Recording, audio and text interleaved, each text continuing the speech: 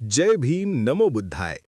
आपल्या चॅनलमध्ये तुमचे स्वागत आहे आणि आजपासून आपण परमपूज्य भारतरत्न बोधिसत्व विश्वरत्न डॉक्टर बाबासाहेब आंबेडकर यांच्या जीवनाची आत्मकथा व्हिडिओमार्फत आपण जाणून घेऊया.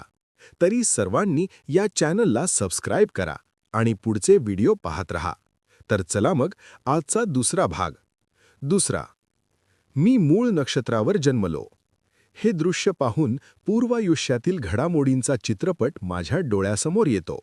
माझे बालपण उभे राहते. मला 60 वर्ष पूर्ण झाली असे मानतात.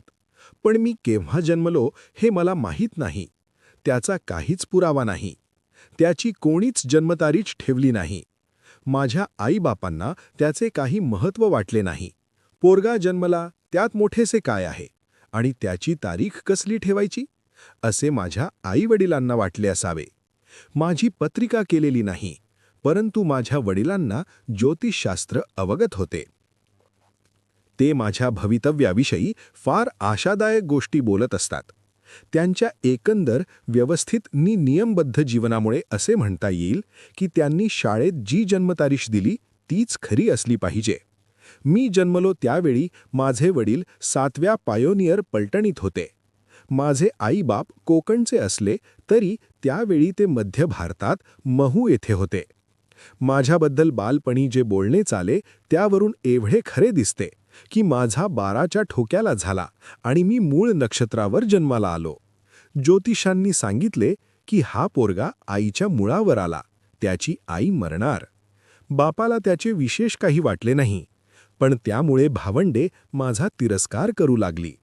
पोर वाईट म्हणून सारे जण माझी हेटाळणी करत. लहानपणीच्या त्या आठवणी आल्या की माझे मलाच आश्चर्य वाटते. 12 वर्षाचा होईपर्यंत लंगोटीशिवाय मी काही नेसलो नाही. लोकांची लाकडे फोडून देण्यासाठी घरोघर फिरायचा मला नाद होता. आई वारल्यावर आत्याने माझे संगोपन केले. 6 महिने मी माळ्याचेही काम केले. वानरासारखी झाडावर चढण्याची मला भयंकर सवय होती. कांबळे टाकून झाडावर त्याचा झोपाळा करून मी झोपायचो. ते झाड आमच्या घरापुढे होते. खाली उकिरडा होता.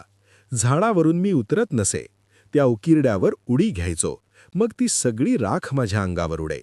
त्यावेळी गावात प्लेग होता. लोक माझ्याकडे बोट दाखवून म्हणायचे, एवढे लोक प्लेगने मरतात, हा का मरत नाही? माझ्या आतेला ते बोलणे खपत नसे. पोराला कोणी बोलू नये म्हणून तिची सर्वांना सकत ताकीद होती. आई लहानपणी वारल्याने त्या स्वातंत्र्याचा मी दुरुपयोग केला. ह्या पोराच्या हातून काहीही होणार नाही असे सर्व म्हणायचे. त्यातली माणसे आज हयात नाहीत याचे मला वाईट वाटते. आपला तर्क खोटा पडलेला पाहून त्यांनाही आनंद झाला असता. गुरे वळण्याचे मी काम केले. मी कदाचित गुराखीही झालो असतो, पण मी बेलदार होऊन दगड फोडण्याचे काम करू नये. सावलीत बसून काम करण्यापुरती माझ्यात कर्तबगारी यावी असे माझ्या वडिलांना वाटे. मी या स्थितीत आलो कारण माझ्यात उपजत काहीतरी होते असे कोणी समजू नये. प्रयत्नाने आणि कष्टाने मी वर चढलो. माझे वडील कदीरपंथी साधू होते. ते विद्याभ्यासंगी होते. त्यांच्या घराला धर्मासन अथवा विद्यासन म्हणावे लागेल. मी 10-12 वर्षाचा असताना रामायणा महाभारतादी ग्रंथांचे त्यांची माझ्याकडून पारायण करून घेतले. ते मोठे धर्मनिष्ठ होते. शाळेत जाणार नाही म्हणून मी एकदा आत्याकडे हट्ट घेतला. तू शाळेत जा म्हणतेस, पण शाळेत गेल्याने काय होणार ते सांग, असे मी विचारले. आत्या बिचारी काय सांगणार?